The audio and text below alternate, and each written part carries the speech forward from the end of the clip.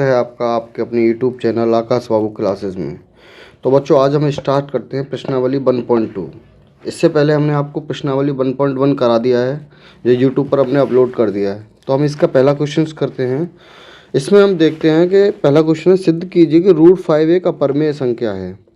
तो सबसे पहले हम यही समझ लेते हैं कि अपरिमेय संख्या होती क्या है। अगर हमने अपरिमेय संख्या समझ ली तो हमें इसे सिद्ध करने में भी आसानी होगी।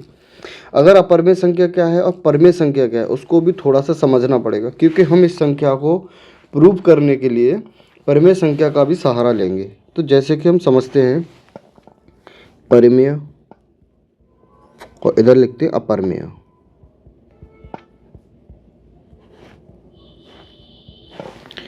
देखो, परिमेय संख्या वो संख्या होती है जो P/Q की फॉर्म में लिखी जाती है और जो Q ≠ होता है 0। मतलब जो हर में संख्या होती है, ऊपर वाली को बोलते हैं हम अंश और नीचे वाली को बोलते हैं हम हर।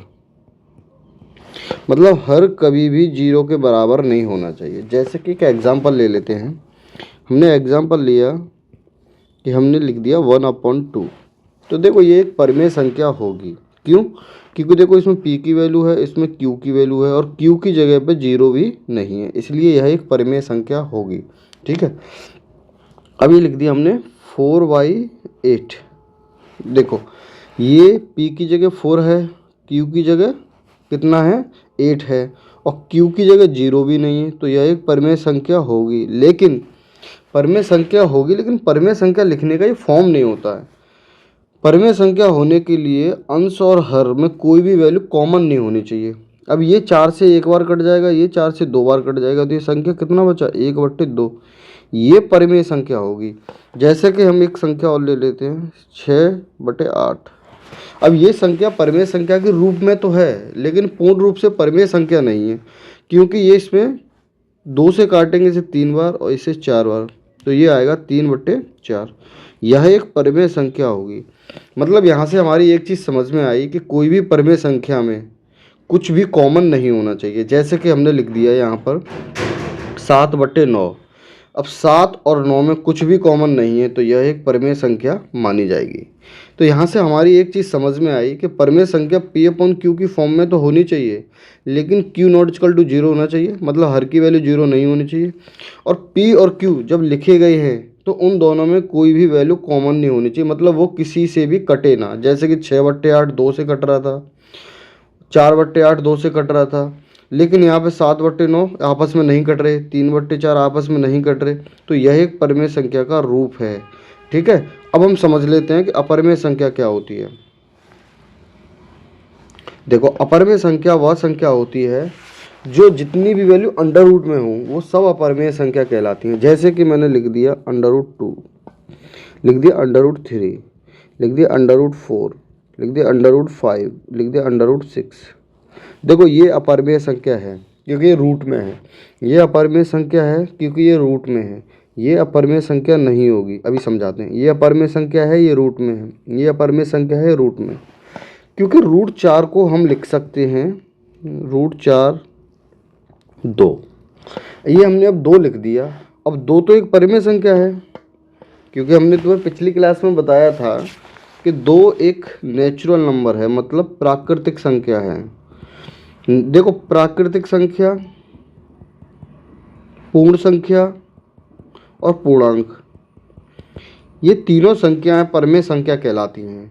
तो कोई भी वैल्यू जो अंडर रूट में है, कोई भी वैल्यू जो अंडर रूट में है वो अपरिमेय संख्या कहलाएगी, लेकिन वो किसी का परफेक्ट स्क्वायर नहीं होना चाहिए। जैसे कि हमने लिख दिया √9, ये क्या नहीं होगा, ये अपरिमेय संख्या नहीं होगी, क्योंकि √9 को हम 3 लिख सकते हैं। हमने लिख दिया √16, हम √16 ये अपरिमेय संख्या नहीं होगी, क्योंकि हम इसको 4 लिख सकते हैं। √25 एक अपरिमेय संख्या नहीं होगी, क्योंकि इसे 5 लिख सकते हैं। तो हमें यहाँ से एक चीज़ समझ में आई कि जितनी भी संख्या हैं जो अंडर रूट में परफेक्ट स्क्वायर हैं, जो किसी ना किसी का स्क्वायर हैं, वो कभी भी क्या नहीं होंगी, एक अपरिमेय संख्या नहीं होंगी। उसके अलावा कोई भी संख्या आप रूट में रख दीजिए, सब अपरिमेय संख्या होंगी। जैसे कि हमने लिख दिया √7, √8, √10, √11, √12, √13, √14, √15, √17, √18, √19, √20, ये सब संख्याएं कौन सी संख्या होंगी?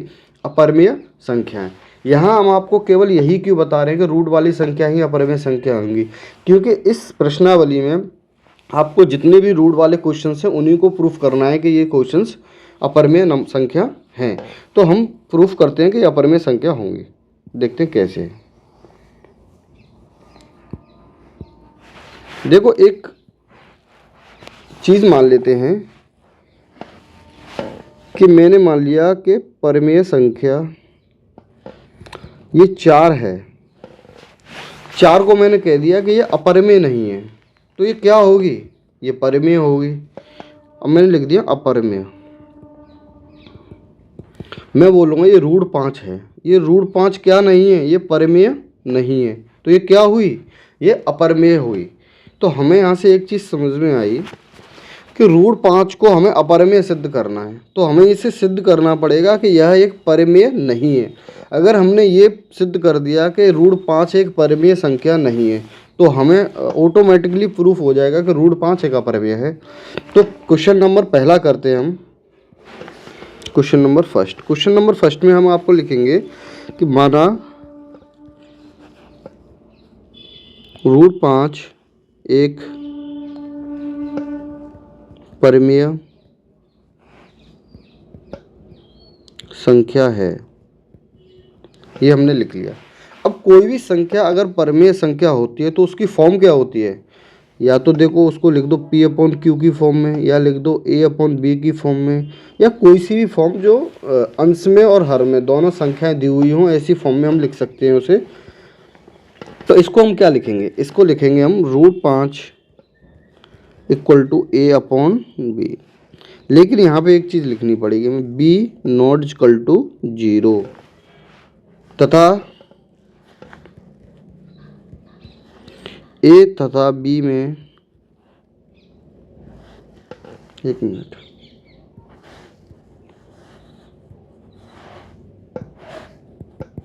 A तथा B में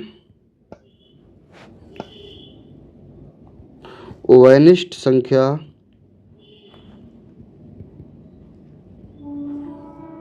एक है।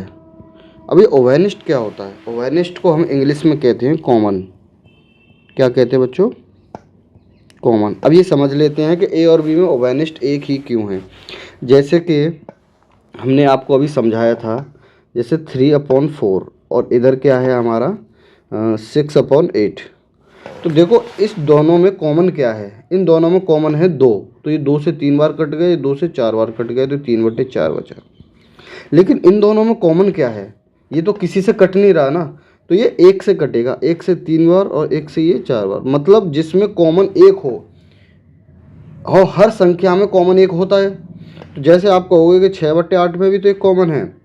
लेकिन हम क्या करेंगे, जब पहले सबसे बड़ी संख्या लेते हैं जिससे कि हम काटने की कोशिश करते हैं कि 6 और 8। जैसे कि हमने ले लिया 10 और ये 100। अब 10 और 100 में कॉमन क्या है? 10। 10 से एक बार कट गया, 10 से 10 बार कट गया, तो इसे लिख देंगे हम 1/10। लेकिन 1/10 में अब कुछ कॉमन नहीं है, तो हमें वही संख्या क्या कहलाएंगी? परिमेय संख्या, जिनके ओवैनिष्ट कितना होना चाहिए? 1 होना चाहिए, उनमें कॉमन 1 ही हो। ये हमने आपको समझा दिया। लेकिन उसके हमने ये मान लिया कि इसमें ओवैनिष्ट 1 है, ये परिमेय संख्या है। लेकिन जब हम सिद्ध करेंगे, एंड पर जब हम पहुँचेंगे, तो इनका ओवैनिष्ट कुछ ना कुछ निकल के आ जाएगा, या 2 या 3 या 4 या 5। अगर इसमें कोई ना कोई ओवैनिष्ट निकल के आ गया तो प्रूफ हो जाएगा कि यह एक परिमेय संख्या नहीं है। क्योंकि परिमेय संख्या में तो ओवैनिष्ट 1 होता है और कुछ होता ही नहीं, ना 2 3 4 5 कुछ नहीं होता, केवल ओवैनिष्ट 1 ही होता है। उनमें कॉमन वैल्यू क्या होती है? 1, और तो कुछ होता नहीं। लेकिन हम एंड तक प्रूफ करेंगे तो हमें पता चलेगा कि इसमें ओवैनिष्ट कुछ और भी निकल के आ रहा है। तो अगर वो निकल के आ रहा है, तो जो हमने माना है कि √5 एक अपरिमेय संख्या है, तो ये विरोधाभास हो जाएगा कि जो हमने माना है वो गलत माना है। √5 एक परिमेय संख्या नहीं, एक अपरिमेय संख्या होगी। तो इसमें शुरू करते हैं बच्चों। जैसे कि a और b एक ओवैनिष्ट संख्या है, तो हम लिख लेते हैं √5। हमने क्या माना? √5 = A/B। ये हो जाएगा √5, मल्टीपल कर देंगे b का इधर, तो a हो जाएगा इतना। ठीक है। अब इसको क्या करेंगे? दोनों पक्षों का वर्ग करने पर इसको हम वर्ग करेंगे। वर्ग करने पर जब दोनों पक्षों का वर्ग करेंगे तो हम यहाँ लिखेंगे √5b और इधर लिखेंगे a का होल स्क्वायर। देखो √5 का जब हम स्क्वायर करते हैं तो 5 आता है और b का करेंगे तो स्क्वायर आएगा, ये a स्क्वायर हो जाएगा। यहाँ लिखेंगे b स्क्वायर, 5 को इधर ले जाएंगे, a स्क्वायर अपॉन 5। देखो इसको हम मान लेते हैं समीकरण पहला, समीकरण पहला। अब यहाँ पर हम एक चीज़ लिखते हैं, जैसे a स्क्वायर में 5 से डिवाइड हो रहा है तो यहाँ हम लिखेंगे यदि a स्क्वायर डिवाइडेड बाई 5 है तो a/5 भी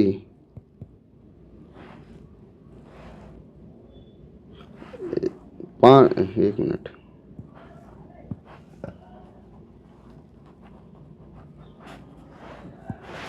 दूसरे तरीके से लिखते हैं, यदि a स्क्वायर में 5 से भाग जा रहा है तो a में भी 5 से भाग जाएगा। इसका रीज़न समझ लेते हैं ऐसा क्यों होता है। जैसे कि मैंने कोई संख्या लिख ली 10 का स्क्वायर बटे 10। देखो 10 का स्क्वायर क्या है, 100 हो जाएगा और इसमें 10 से भाग जा रहा है 10 बार। तो देखो 10 के स्क्वायर में अगर 10 से भाग जा रहा है तो 10 में भी तो 10 से भाग जाएगा। जैसे कि 5 के स्क्वायर में अगर 5 से भाग जा रहा है तो 5 में भी तो 5 से भाग जाएगा। अगर किसी के स्क्वायर में किसी से भाग जा रहा है तो इसका स्क्वायर उठा देंगे फिर भी उसमें उससे भाग जाएगा। जैसे 6 का स्क्वायर कर दिया हमने, यहाँ 6 का स्क्वायर में 6 से भाग जा रहा है तो यहाँ से स्क्वायर उठा दिया तो 6 में भी तो 6 से भाग जाएगा। तो यहाँ से हमें एक ही चीज़ समझ में आई कि जितना भी वैल्यू उसके स्क्वायर में भाग जाती है तो वो उसके वैल्यू में भी भाग जाता है। तो हमने यहाँ से लिख लिया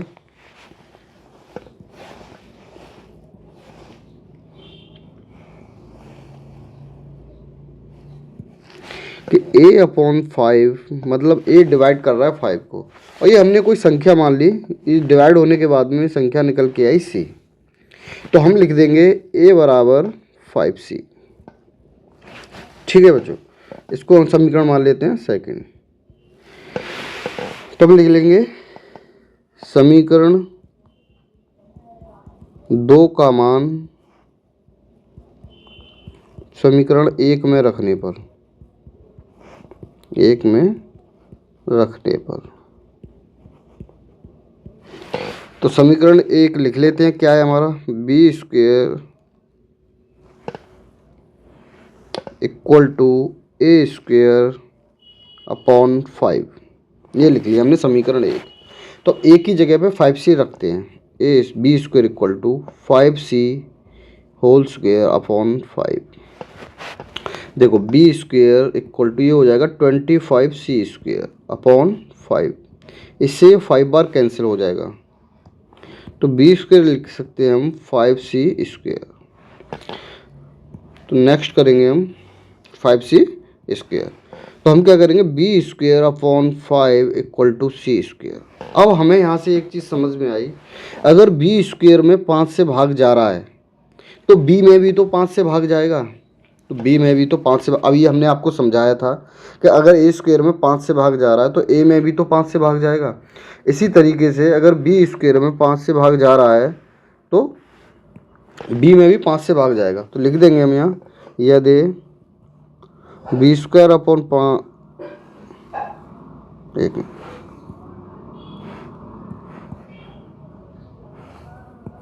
यदि b स्क्वायर में 5 से भाग जा रहा है तो b में भी 5 से भाग जाएगा। तो यहाँ हम लिख सकते हैं b अपॉन 5 इक्वल टू से d मान लेते हैं, इसे समीकरण 4 कह देते हैं। तो हमें यहाँ से एक चीज़ समझ में आई बच्चों, ये देखते हैं, देखिए समीकरण हमने सेकंड माना था, इसमें क्या है ए में 5 से भाग जा रहा है, और इधर हमने समीकरण जो 4 माना है इसमें बी में 5 से भाग जा रहा है। तो हमारे एक यहाँ से एक चीज़ समझ में आई, यदि ए और बी दोनों संख्याओं में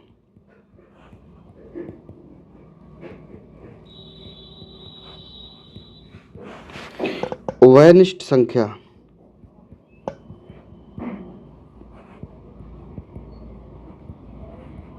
पाँच है, मतलब ए में भी 5 से भाग जा रहा है और बी में भी 5 से भाग जा रहा है, लेकिन हमने क्या माना था कि परमेय संख्या में हमेशा उभयनिष्ठ एक ही होता है, केवल उसमें एक से ही भाग जाता है, किसी और से भाग नहीं जाता। अगर 5 से भाग जा रहा है तो ए और बी दोनों उभयनिष्ठ संख्या नहीं हुई, मतलब एक परमेय संख्या नहीं हुई। अतः इससे सिद्ध होता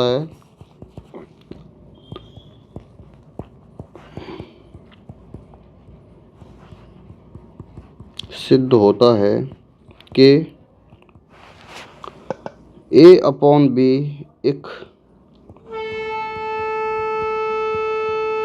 परमेय संख्या नहीं है, परमेय संख्या नहीं है। अतः √5 equal to A upon B विरोधाभास सिद्ध होता है।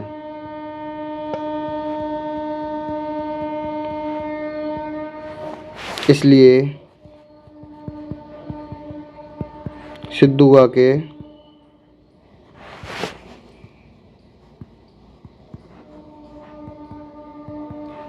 √5 एक अपरमेय संख्या है, अपरमेय संख्या है।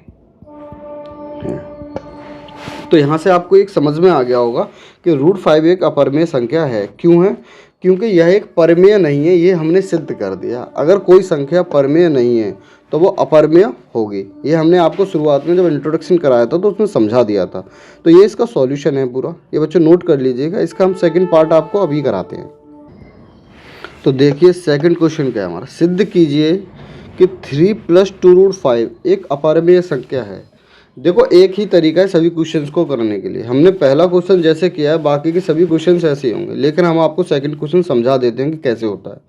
सिद्ध कीजिए कि 3 + 2√5 एक अपरमेय संख्या है। तो हम सिद्ध करते हैं इसे।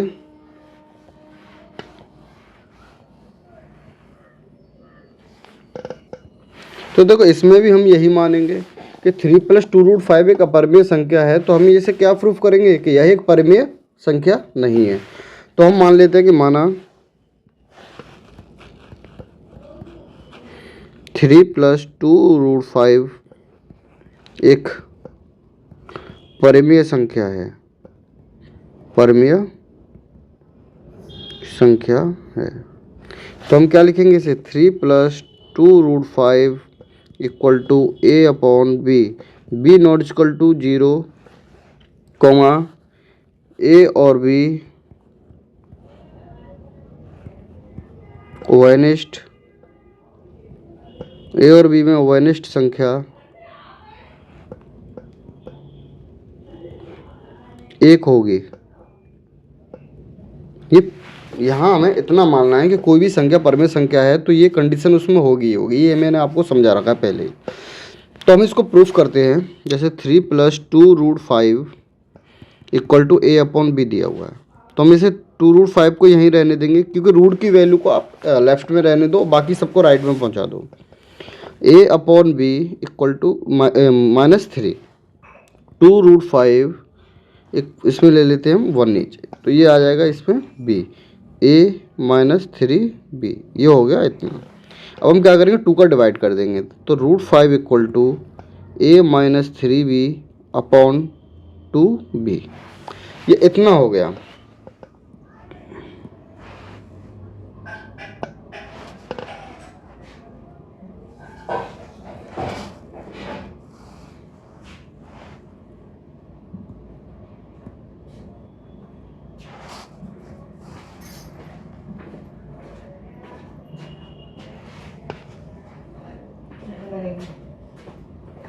तो हम इसमें इसे प्रूफ कर दिए √5 equal to a minus 3b upon 2b। यहाँ से हमने सबसे पहले भी ये जो पहला क्वेश्चन किया था उसमें हमने प्रूफ किया था कि √5 एक अपरिमेय संख्या है। तो ये तो हमने प्रूफ कर रखा है कि √5 एक कैसी संख्या है, अपरिमेय संख्या है। तो हमें यही प्रूफ करना है। अब देखिए ऐसे नेक्स्ट कि a minus 3b upon 2b एक परिमेय संख्या है। ये तो हमने माना हुआ है परिमेय संख्या है, लेकिन √5 एक अपरिमेय संख्या है। तो यहाँ हम लिखेंगे √5 equal to a minus 3b upon 2b। तो ये क्या है, एक अपरिमेय, और ये क्या है, एक परिमेय। तो ये नॉट इक्वल टू होगा, क्योंकि कोई भी अपरिमेय संख्या परिमेय संख्या के बराबर नहीं होती। तो यहाँ से ये प्रूफ हो जाता है कि जो हमने माना था 3 + 2√5 एक परिमेय संख्या है, तो यह एक कैसी संख्या होगी, यह एक अपरिमेय संख्या होगी, क्योंकि हमने जो माना था वो गलत माना था, वो प्रूफ हो गया यहाँ से। तो यहाँ से पता चलता है अतः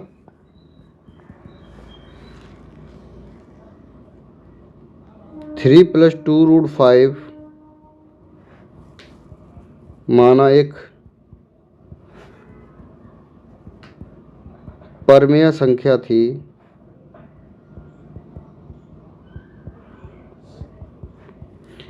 यह एक विरोधाभास सिद्ध हुआ है।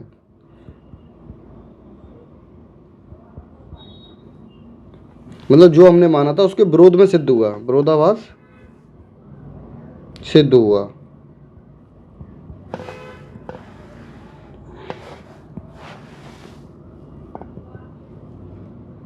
तो 3 + 2√5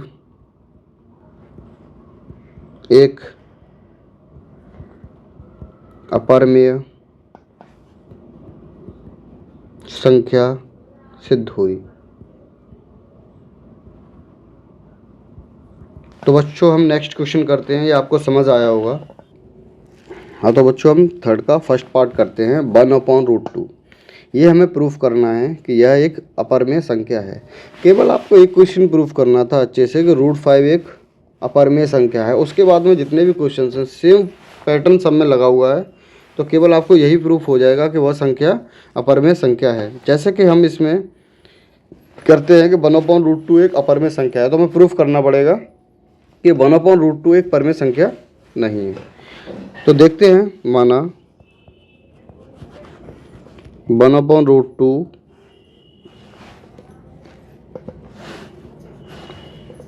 1/√2 एक परिमेय संख्या है। तो हम लिखेंगे 1/√2 equal to a upon b। इसका क्रॉस मल्टीप्लिकेशन कर लेते हैं तो आ जाएगा b इक्वल टू √2a, ये आ गया। तो हम इसे लिखेंगे b upon a equal to √2। तो हमें यहाँ से प्रूफ होता है कि जैसे हमने अभी प्रूफ किया था कि √5 एक अपरिमेय संख्या है, तो √2 भी एक अपरिमेय संख्या होगी। यहाँ ये प्रूफ हो गया, ये हमने पहले ही प्रूफ कर लिया था पहले क्वेश्चन में। आपको बार बार प्रूफ करने की कोई ज़रूरत नहीं है।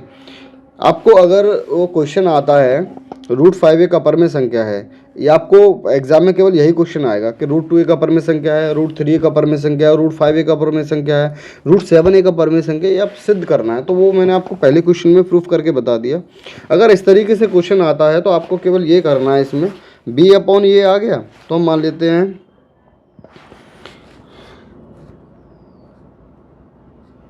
माना b अपॉन a एक परिमेय संख्या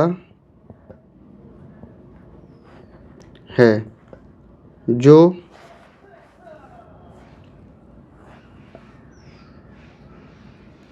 अभी हमने माना है। नहीं, ऐसा नहीं, इसको दूसरे तरीके से लिखते हैं। इसको दूसरे तरीके से ऐसे लिखते हैं कि माना हुआ b/a एक परिमेय संख्या है, एक परिमेय संख्या, लेकिन √2 एक अपरिमेय संख्या है, अपरिमेय संख्या है। तो माना गया कि 1/√2 एक परिमेय संख्या थी,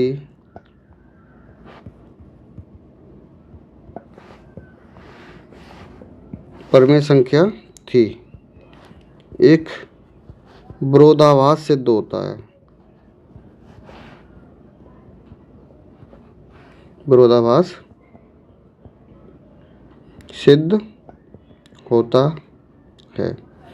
क्या लिख देते हैं, जैसे कि b/a इक्वल टू √2, यह एक परिमेय है,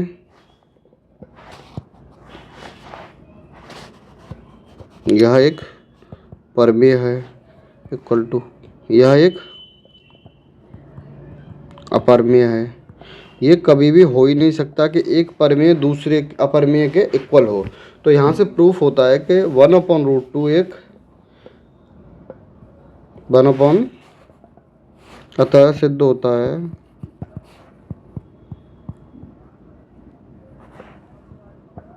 सिद्ध होता है कि 1/√2 एक अपरिमेय संख्या है,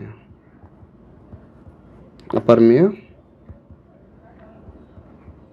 संख्या है।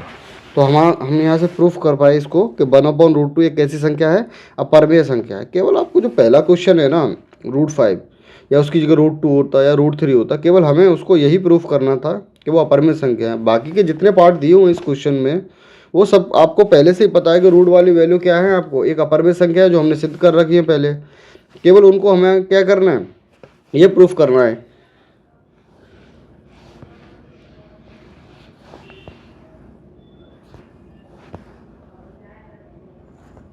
देखो नेक्स्ट क्वेश्चन है, इसमें तीसरा क्वेश्चन क्या है।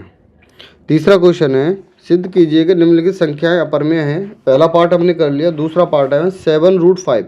7√5 को प्रूफ करना है कि यह एक अपरिमेय संख्या है। देखो सभी में एक ही तरीका लगना है, जैसे हमने सेकंड पार्ट किया। ये आपका सेकंड पार्ट में 3 + 2√5 एक अपरिमेय प्रूफ किया। सेम टू सेम आपको प्रूफ करना है 6 + √2 अपरिमेय संख्या है। 7√5 अपरिमेय संख्या है। जैसे हमने 1/√2 को किया वैसे 7√5 भी होगा।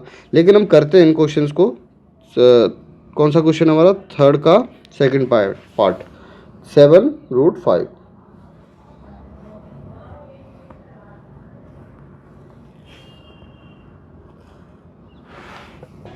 हाँ, तो अब आपको थर्ड का सेकंड पार्ट करना है 7√5 कि 7√5 एक अपरिमेय संख्या है, आपको प्रूफ करना है। तो मान लेते हैं एक ही तरीका है समय करने का। माना 7√5 एक परिमेय संख्या है,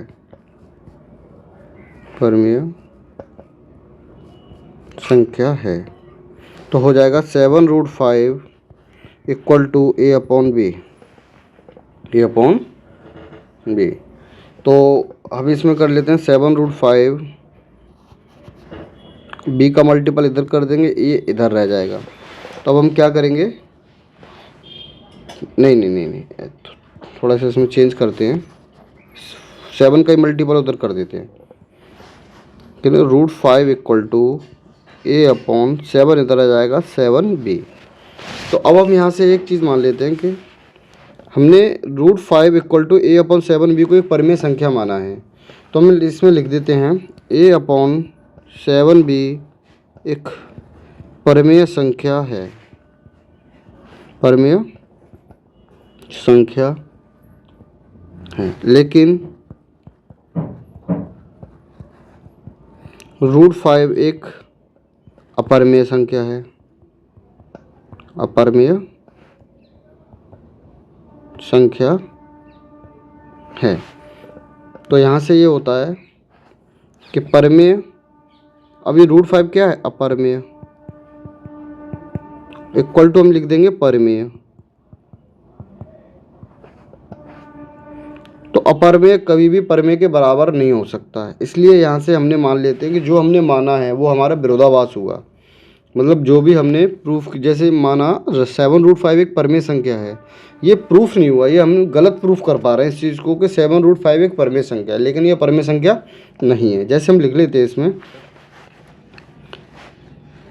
7√5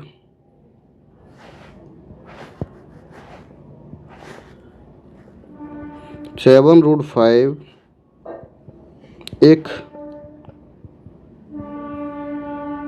परमेय संख्या है। यह कथन विरोधाभास सिद्ध हुआ। विरोधाभास सिद्ध हुआ,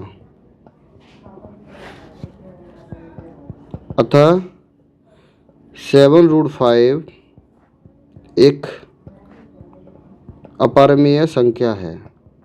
अपरमेय संख्या है। तो ये प्रूफ हो गया 7√5 एक परमेय संख्या नहीं है, यह एक अपरमेय संख्या है।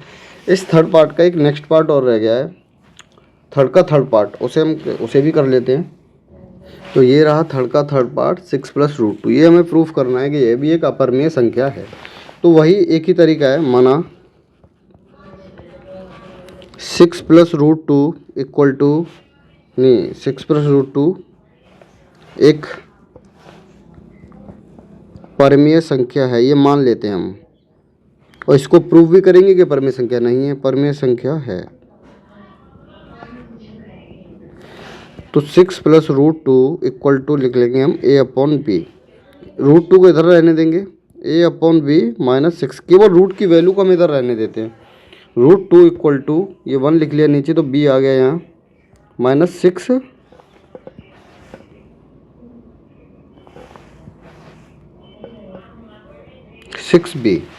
तो हम ये देख लेते हैं कि a -6b/b को हमने एक परमेय संख्या माना था, तो लिख लेते हैं इसको, a -6b/b एक परमेय संख्या है, जो हमने माना है परमेय संख्या है। लेकिन √2 एक अपरमेय संख्या है, अपरमेय संख्या है। इसलिए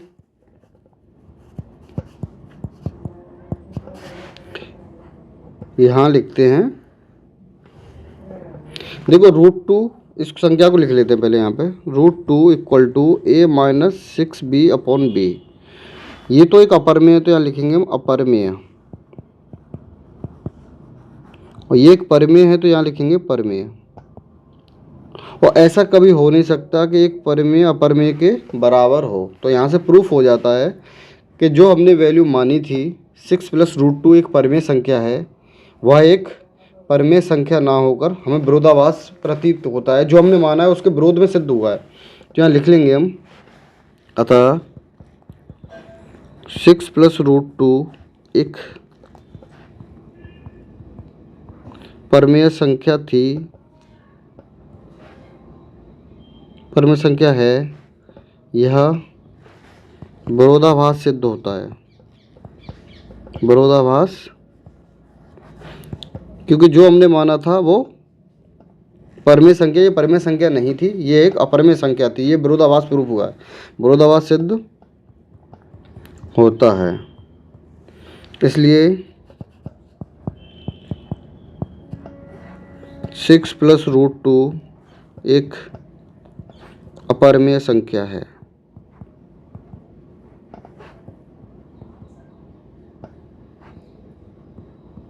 तो बच्चों, हमने इस चैप्टर को पूरा अच्छे तरीके से किया। आपको प्रूफ केवल एक ही क्वेश्चन पर सबसे ज़्यादा ध्यान देना है। इसमें आपको जो मैंने पहला क्वेश्चन कराया है √5, आप इसी तरीके से प्रूफ करके देखना, √2 फिर √3 फिर √7। अगर आप इस क्वेश्चन को बार बार करोगे 2-3 बार, तो आपको समझ में आ जाएगा कि रूट 5 कैसे अपरिमेय संख्या सिद्ध होती है, रूट 2, रूट 3, रूट 5। केवल आपको 5 की जगह 2 रखना है, 2 की जगह 3 और 3 की जगह 7। केवल आपको यही प्रूफ करके देखना है बार बार। जो मैंने आपको रूट 5 सिद्ध कराया है, यह एक अपरिमेय संख्या है। इसी तरीके से ये भी सिद्ध होंगे, रूट 2, रूट 3, रूट 7। आप इन 3 क्वेश्चंस को अपने आप करके देखना, आपको पता चलेगा कि ये आपको बहुत अच्छे से समझ में आ गया। ठीक है तो बच्चों, आगे नेक्स्ट वीडियो में हम नेक्स्ट चैप्टर कराएंगे बहुपद।